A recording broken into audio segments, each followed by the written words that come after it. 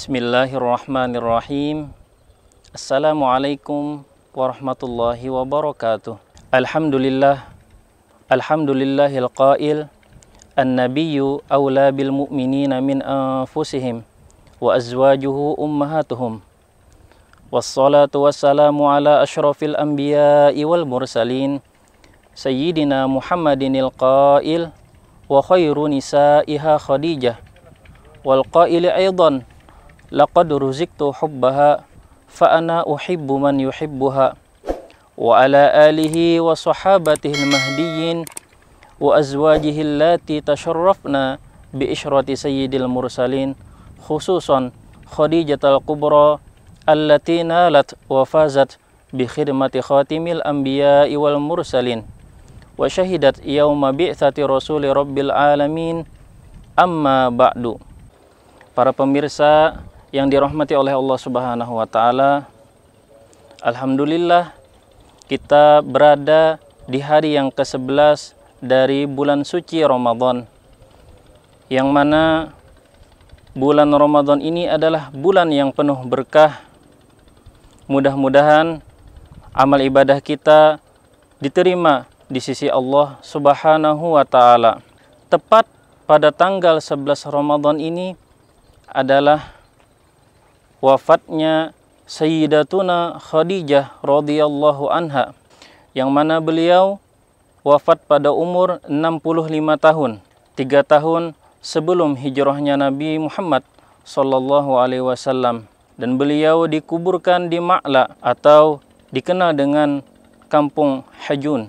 Dan Rasulullah sallallahu alaihi wasallam langsung turun untuk menguburkan Sayyidatuna Khadijah radhiyallahu anha, dan beliau pun langsung meratakan tanah pekuburan Siti Khadijah radhiyallahu anha sebagai bukti cinta beliau terhadap Siti Khadijah.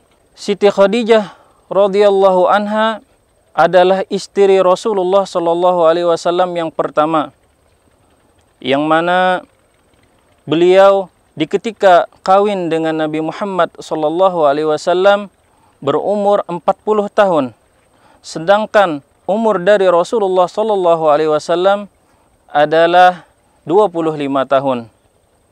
Yang mana Nabi Muhammad sallallahu alaihi wasallam bertemu nasabnya dengan Siti Khadijah radhiyallahu anha pada datuknya Qusay. Bermula nasab Nabi Muhammad sallallahu alaihi wasallam adalah Muhammad ibn Abdullah ibnu Abdul Muttalib ibnu Hashim ibnu Abdul Manaf ibnu Qusay. Sedangkan Sayyidatuna Khadijah radhiyallahu anha adalah bintu Khuwailid ibnu Asad ibnu Abdul Uzza ibnu Qusay.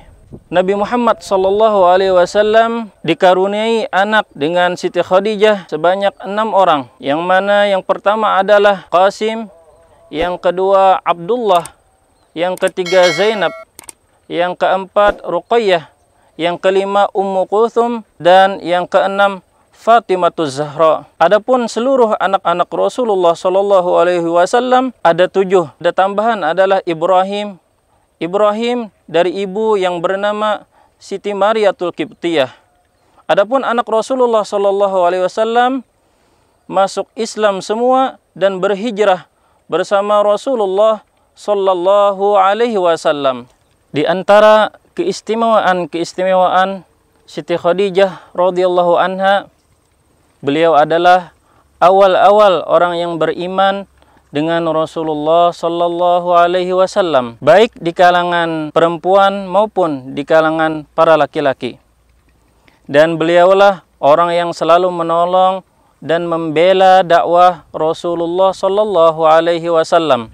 Semuanya beliau kerahkan untuk membela dakwah Rasulullah sallallahu alaihi wasallam, baik dari tenaga, pikiran maupun harta. Beliau kerahkan semuanya untuk membela dakwahnya Rasulullah sallallahu alaihi wasallam. Inilah teladan yang paling baik bagi kita, adalah Ummul Mukminin Sayyidatuna Khadijah radhiyallahu anha. Di antaranya lagi keistimewaan Siti Khadijah radhiyallahu anha, beliau adalah orang yang paling dicintai oleh Rasulullah sallallahu alaihi wasallam. Sampai Rasulullah sallallahu alaihi wasallam bersabda, "Laqad ruziktu hubbaha fa ana uhibbu man yuhibbuha." Sungguh aku dikaruniai cinta kepada Khadijah, maka aku cinta kepada orang yang mencintai Siti Khadijah. Maka sepatutnya bagi kita orang yang beriman, kita mencintai Siti Khadijah radhiyallahu anha. Karena ketika kita mencintai Siti Khadijah, maka otomatis Rasulullah sallallahu alaihi wasallam mencintai kita. Lantas bagaimana kita untuk mencintai beliau kalau kita tidak mengenal sosok kepribadian beliau? Ada kata pepatah, tak kenal maka tak sayang. Oleh karenanya patut bagi kita orang yang beriman mengenal tentang sejarah atau sirah Rasulullah sallallahu alaihi wasallam, baik Rasulullah, keluarga Rasulullah maupun para sahabat Rasulullah sallallahu alaihi wasallam. Karena ada sabda Rasulullah sallallahu alaihi wasallam, "Al-mar'u ma'a man ahab." Seseorang akan dikumpulkan nantinya bersama-sama orang yang ia cinta. Mudah-mudahan kita nanti semua akan dikumpulkan bersama orang yang kita cinta, yaitu Rasulullah sallallahu alaihi wasallam dan keluarga beliau. Mudah-mudahan ilmu yang kita dapat pada hari ini bermanfaat bagi kita dan bagi orang lain. Hadanallah wa iyyakum ajmain. Assalamualaikum warahmatullahi wabarakatuh.